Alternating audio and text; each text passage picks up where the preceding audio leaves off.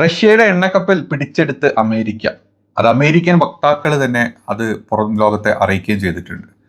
അത് മാത്രമല്ല, ഈ എണ്ണക്കപ്പലിന്റെ കൂടെ അന്തർവാഹിനിയായിട്ട് റഷ്യയുടെ ഒരു കമാൻഡോ കപ്പൽ ഉണ്ടായിരുന്നു. ആ ഒരു സബ്മറൈൻ എവിടെ പോയി എന്നുള്ള ചോദ്യങ്ങളും പല ആൾക്കാരും ചോദിക്കുന്നുണ്ട്. അതൊക്കെ കഴിഞ്ഞ് ഇപ്പൊ റഷ്യ ഈ കപ്പൽ നിൽക്കുന്ന ആ ഒരു സ്ഥലത്തോട്ട്, അറ്റ്ലാന്റിക് സമുദ്രത്തിലാണ്, അങ്ങോട്ട് റഷ്യയുടെ സബ്മറൈൻസും മറ്റ് യുദ്ധക്കപ്പലുകളും പുറപ്പെട്ടിട്ടു എന്നുള്ള ന്യൂസും പുറത്തോട്ട് വരുന്നുണ്ട്.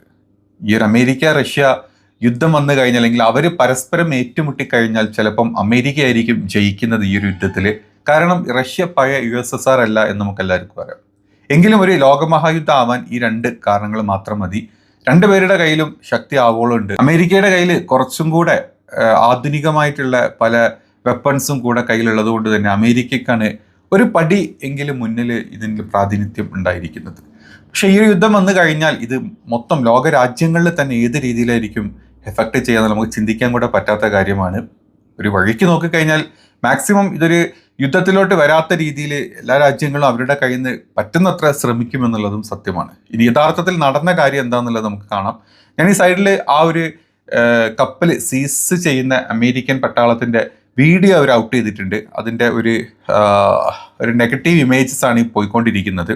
അതായത് അറ്റ്ലാന്റിക് സമുദ്രത്തിൽ വെച്ചിട്ടാണ് അമേരിക്കയുടെ ഈ ഒരു പട മെറിനാര എന്ന് പറഞ്ഞിട്ടുള്ള എണ്ണക്കപ്പൽ പിടിച്ചെടുത്തത്. ഈ മെറിനാര എന്ന് പറഞ്ഞ കമ്പനി, ഈ ഒരു എണ്ണക്കപ്പലിന്റെ മുൻപത്തെ പേര് ബെല്ല 1 എന്നായിരുന്നു. ഈ കപ്പല് അമേരിക്കൻ സൈന്യത്തിൽ നിന്ന് രക്ഷപ്പെടാൻ വേണ്ടിയാണ് പേര് മാറ്റിയത് എന്നും പറയുന്നുണ്ട്. റഷ്യൻ പതാക കപ്പലിന്റെ വശത്ത് പെയിന്റ് ചെയ്ത് വെച്ചിട്ടുള്ളതായിട്ടും കാണിക്കുന്നുണ്ട്. അതായത് ഇത് റഷ്യയുടെ കപ്പലല്ല എന്ന് പറയുന്നുണ്ട്. ഇത് അമേരിക്കയുടെ കയ്യിൽ നിന്ന് രക്ഷപ്പെടാൻ വേണ്ടിയിട്ട് ബെല്ല 1 എന്ന് പേരുള്ള ഈ ഒരു കപ്പല് മെറിനാര എന്നുള്ള പേരിലോട്ട് മാറ്റി റഷ്യയുടെ പതാക അവിടെ പെയിന്റ് ചെയ്ത് വെച്ചതാണെന്നാണ് അമേരിക്ക പറയുന്നത്. ഇനി റഷ്യയുടെ പങ്ക് എന്താണ്, റഷ്യയിലാണ് പറയാനുള്ള ചില കാരണങ്ങളുണ്ട്. അതായത് കപ്പലിന് സംരക്ഷണം നൽകാൻ വേണ്ടി റഷ്യ ഒരു അന്തർവാഹിനി സബ്മറൈൻ അയച്ചിരുന്നതായിട്ടുള്ള റിപ്പോർട്ടുകൾ പറയുന്നുണ്ട്. എന്നാൽ ആ ഒരു സബ്മറൈൻ എവിടെ പോയി, ഈ ഒരു അറ്റാക്ക് നടന്ന സമയത്ത് റഷ്യയുടെ സബ്മറൈൻ എവിടെ പോയി എന്നുള്ളതിനെ പറ്റിയൊന്നും ആരും ഒരു റിപ്പോർട്ടുകളൊന്നും പുറത്തോട്ട് വരുന്നുമില്ല. ഐസ്ലാൻഡിന് സമീപത്ത് വെച്ചിട്ടാണ് അമേരിക്കൻ സൈന്യം ഈ കപ്പൽ പിടിച്ചെടുത്തത്. അത് ബ്രിട്ടീഷ് സേനയുടെ സഹായത്തോടു കൂടിയാണെന്നുള്ള റിപ്പോർട്ടുകൾ ഇപ്പം പുറത്തോട്ട് വരുന്നുണ്ട്. ഇതിൻ്റെ പേര് ബെല്ല 1 ആയിരുന്നുവെന്നും ഈ കപ്പൽ പേര് മാറ്റിയതാണെന്നും ഇതിൽ എണ്ണ ഇല്ല എന്നുള്ളതാണ് സ്ഥിരീകരിച്ചത്. എണ്ണ ഉണ്ടെന്ന്, അതായത് വെനിസ്വലയിൽ നിന്ന് കൊണ്ടുപോകുന്ന എണ്ണ എന്നാണ് വിചാരിച്ചിരുന്നത്, അനധികൃതമായിട്ട് കൊണ്ടുപോകുന്ന എണ്ണയാണ്. അപ്പം അത് പേടിച്ചിട്ടാണ് അവർ റൂട്ട് മാറ്റി അറ്റ്ലാന്റിക് ത്രൂ വിട്ടത് എന്നൊക്കെയാണ് ന്യൂസുകൾ പുറത്തോട്ട് വരുന്നത്. ഇനിയിപ്പം ഡാർക്ക് ഫീറ്റ് എന്ന് പറഞ്ഞിട്ട് സംഭവം. അതായത് ഡാർക്ക് ഫീറ്റ് എന്ന് പറഞ്ഞു കഴിഞ്ഞാൽ China, Russia, Venezuela, Iran, China ഇല്ല കേട്ടോ, അതിൽ റഷ്യ, ഇറാൻ, വെനിസ്വല തുടങ്ങിയ രാജ്യങ്ങൾക്ക് ഉപരോധം ഉണ്ട്. ഈ രാജ്യങ്ങളൊക്കെ ഉപരോധങ്ങൾ മറികടന്ന് എണ്ണ കടത്താൻ ശ്രമിക്കുന്നുണ്ട്. അതിനാണ് ഈ ഡാർക്ക് ഫ്ലീറ്റ് അഥവാ ബ്ലാക്ക് ഫ്ലീറ്റ് എന്നൊക്കെ നമ്മൾ പറയപ്പെടുന്നത്. അത് രഹസ്യ കപ്പൽ ശൃംഖലയെ തകർക്കുന്നതിനാണ് അമേരിക്കയുടെ ലക്ഷ്യം. അതായത് റഷ്യക്കും ഇറാനും വെനിസ്വലയ്ക്കും ഒക്കെ ഉപരോധങ്ങളുണ്ട്. അപ്പോൾ ഇവിടെ നിന്നൊക്കെ അനധികൃതമായിട്ട് എണ്ണ കൊണ്ടുപോകുന്ന പല കപ്പലുകളും നമ്മുടെ ഈ ലോകത്തുണ്ട്. ഈ ഒരു ഗ്രൂപ്പിനെ പറയുന്നതാണ് ഡാർക്ക് ഫ്ലീറ്റ് എന്നാണ് പറയുന്നത്. അപ്പം ഇത്തരത്തിലുള്ള രഹസ്യ കപ്പൽ ശൃംഖലനെ തകർക്കാൻ വേണ്ടിയിട്ടാണ് അമേരിക്ക ഇത്തരത്തിലുള്ള പദ്ധതികൾ കൊണ്ടുവരുന്നത്. അവർ അങ്ങനെ പിടിച്ചെടുത്തതാണെന്നാണ് അമേരിക്കയുടെ വാദം ഈ ഒരു കാര്യത്തിൽ. അതായത് അമേരിക്ക ഇപ്പോൾ ഉപരോധങ്ങൾ ഏർപ്പെടുത്തിയിട്ടില്ല. ഇറാന് മേലെ ഉപരോധമുണ്ട്. അതുപോലെ തന്നെ ഇപ്പോൾ വെനിസ്വലയുടെ മേലെ ഉപരോധം മാത്രമല്ല, വെനിസ്വലയുടെ നമ്മുടെ പ്രസിഡന്റിനെ വരെ തട്ടിക്കൊണ്ടുപോയത് കണ്ട്. അതായത് വെനിസ്വലയുടെ കയ്യിൽ നിന്ന് ഏകദേശം 30 മുതൽ 50 ദശലക്ഷം ബാരൽ എണ്ണയാണ് അമേരിക്കയുടെ നിയന്ത്രണത്തിലേക്ക് മാറ്റാൻ ശ്രമിക്കുന്നത്. ഏകദേശം $2 ബില്യൺ മൂല്യമുള്ള ഈ എണ്ണ വിൽക്കുന്നതും അതിന് പണം നിയന്ത്രിക്കുന്നതും അമേരിക്ക ആയിരിക്കണം എന്നാണ് ട്രംപ് പറയുന്നത്, അമേരിക്ക പറയുന്നത്. അപ്പം വെനിസ്വലയിൽ നിന്നും ഈ എണ്ണ വാങ്ങിക്കൊണ്ടു പോകുന്ന ചൈന ഏറ്റവും കൂടുതൽ, അത് 80% ചൈനയാണ് ഇവരുടെ എണ്ണ വാങ്ങിക്കൊണ്ടു പോകുന്നത്. അതുകൊണ്ട് തന്നെ ചൈനക്കുള്ള ഏറ്റവും വലിയൊരു അടി കൊടുക്കാൻ വേണ്ടിയിട്ടാണ് അമേരിക്കയുടെ ഈ ഒരു പദ്ധതി എന്നും കൂടെ വേണേൽ പറയാം. അതായത് അമേരിക്ക പറയുന്നത് ചൈനയുടെ ഗുണ്ടായിസം തീർക്കാൻ വേണ്ടിയിട്ടാണ് ഞങ്ങളിത് കാണിക്കുന്നത്. പക്ഷേ യഥാർത്ഥത്തിൽ ഗുണ്ടായിസം കാണിക്കുന്ന അമേരിക്ക മാത്രമാണ്. ചൈന ഉപരോധം ഇപ്പം അമേരിക്ക വെച്ചിട്ടുണ്ടെങ്കിലും അവിടുന്ന് പൈസ കൊടുത്തിട്ട് ചൈന ഈ എണ്ണ വാങ്ങിച്ചു പോകുന്നു. പക്ഷേ അതും നടക്കില്ല.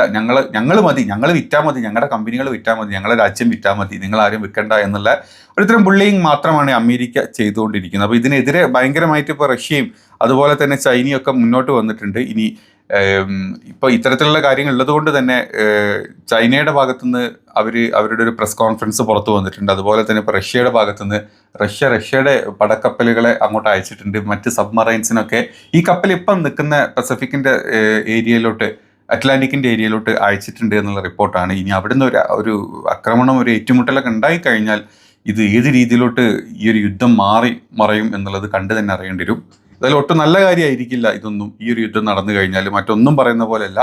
ഇത് ലോകക്രമങ്ങളെ മൊത്തത്തിൽ ഇത് ബാധിക്കും. ഈ ഒരു വലിയ രണ്ട് ശക്തികൾ യുദ്ധത്തിലോട്ട് ഏർപ്പെട്ട് കഴിഞ്ഞാൽ, അങ്ങനെ യുദ്ധം വന്നു കഴിഞ്ഞാൽ ഈ റഷ്യനെ സപ്പോർട്ട് ചെയ്യാൻ ഒരുപാട് മറ്റ് ഇറാൻ പോലത്തെ രാജ്യങ്ങൾ, ചൈന പോലത്തെ രാജ്യങ്ങളൊക്കെ റഷ്യനെ ആയിരിക്കും സപ്പോർട്ട് ചെയ്യുന്നത്. അതേ സ്ഥാനത്ത് അമേരിക്കനെ സപ്പോർട്ട് ചെയ്യാൻ യൂറോപ്യൻ യൂണിയൻ കാണും എന്നാണ് നമ്മൾ പ്രതീക്ഷിക്കുന്നത്. എന്തായാലും ബ്രിട്ടൻ കൂടെ കാണും എന്നുള്ള കാര്യം 100% ഉറപ്പാണ്. റഷ്യ പറയുന്നത് തങ്ങളുടെ പതാകയുള്ള ഈ ഒരു കപ്പൽ വിട്ടുതരണം എന്നാണ് റഷ്യൻ്റെ ഇടയിൽ കൂടെ പറയുന്നത്. അത് അമേരിക്ക തള്ളിക്കളഞ്ഞിട്ടുണ്ട്. ഇത് നിങ്ങളുടേതല്ല, നിങ്ങൾ എന്താ പറയുക സപ്പോർട്ട് ചെയ്യുന്ന ഈ ഷാഡോ ഫ്ലീറ്റ് പോലുള്ള എന്താ പറയുക കപ്പൽ വ്യൂഹത്തിൻ്റെ ഭാഗമാണിത്, അതുകൊണ്ട് ഞങ്ങൾ വിട്ടുതരില്ല എന്നാണ് അമേരിക്ക പറഞ്ഞിട്ടുള്ളത്. ഏതായാലും റഷ്യ അങ്ങോട്ട് ഈ യുദ്ധക്കപ്പലുകളെ വിട്ടിട്ടുമുണ്ട്.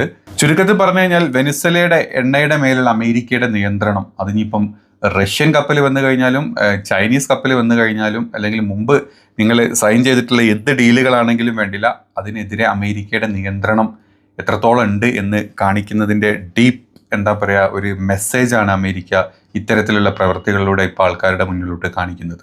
ഈ കപ്പൽ സീസ് ചെയ്യുന്നതിൻ്റെ ഒരു ഫുൾ വീഡിയോയുടെ ക്ലിപ്പ് ഞാൻ കൊടുക്കുന്നുണ്ട് അവസാനം. വേണമെങ്കിൽ കാണാം. പക്ഷെ അത് ഒരു നെഗറ്റീവ് ഇമേജസിലാണ് അത് പോകുന്നത്, ബ്ലാക്ക് ആൻഡ് വൈറ്റ് ആയിട്ടാണ് പോകുന്നത്. അപ്പം കണ്ടു നോക്കൂ.